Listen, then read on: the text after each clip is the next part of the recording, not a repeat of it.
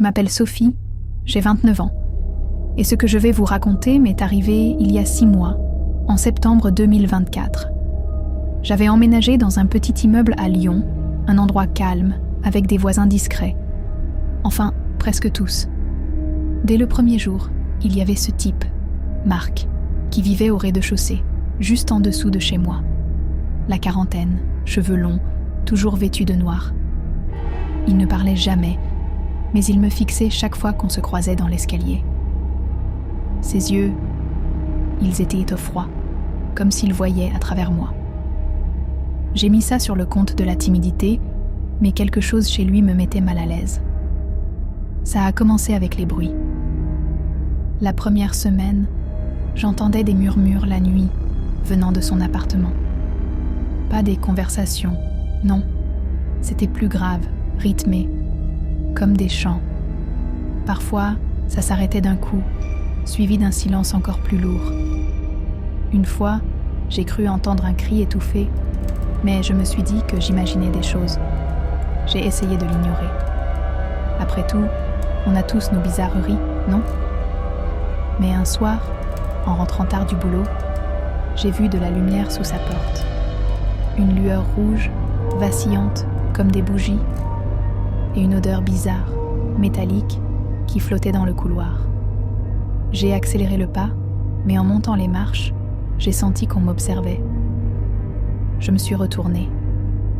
Il était là, dans l'ombre, immobile, un sourire en coin. Le lendemain, j'ai trouvé un dessin sur ma porte. Un symbole bizarre, tracé à la craie rouge. Un cercle avec une étoile à 5 branches inversées. Un pentagramme. Je l'ai effacé, pensant à une blague débile, mais mon cœur battait fort.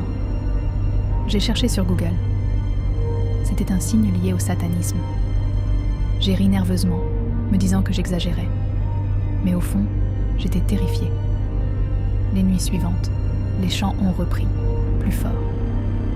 Parfois, j'entendais des claquements, comme si on frappait quelque chose ou quelqu'un. J'ai commencé à faire des cauchemars. Marc, debout au pied de mon lit, murmurant des mots que je ne comprenais pas. Un couteau à la main. Un soir, j'en ai eu assez. J'ai décidé de descendre lui parler, de mettre les choses au clair. J'ai frappé à sa porte. Pas de réponse. J'ai insisté, et là, elle s'est entrouverte toute seule. L'odeur m'a frappé en plein visage. Un mélange de fer et d'encens. L'appartement était sombre, éclairé seulement par des dizaines de bougies noires et rouges. Au centre du salon, un tapis avec ce même pentagramme, entouré de trucs bizarres, des plumes, des os, une coupe remplie d'un liquide sombre. J'ai reculé, mais avant que je puisse partir, Marc est apparu. Il portait une sorte de robe noire, et ses yeux, ils brillaient presque dans le noir. Il a dit calmement : « Tu es curieuse, Sophie.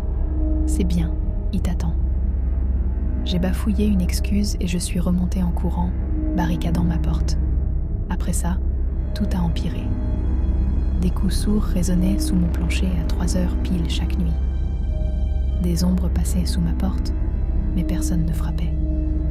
Une fois, j'ai trouvé une plume noire sur mon paillasson, tachée de quelque chose qui ressemblait à du sang. J'ai appelé la police, mais ils n'ont rien trouvé d'illégal chez lui. Juste un excentrique, ont-ils dit. Alors j'ai décidé de déménager. Mais la dernière nuit, avant de partir, j'ai fait une erreur. J'ai regardé par la fenêtre. Marc était dehors, dans la cour, entouré de silhouettes encapuchonnées. Il formait un cercle, et au milieu, il y avait une forme indistincte, comme un animal, ou pire.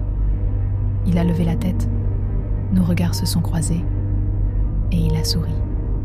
Ce sourire, il savait que je partais, mais il savait aussi que je n'oublierai jamais.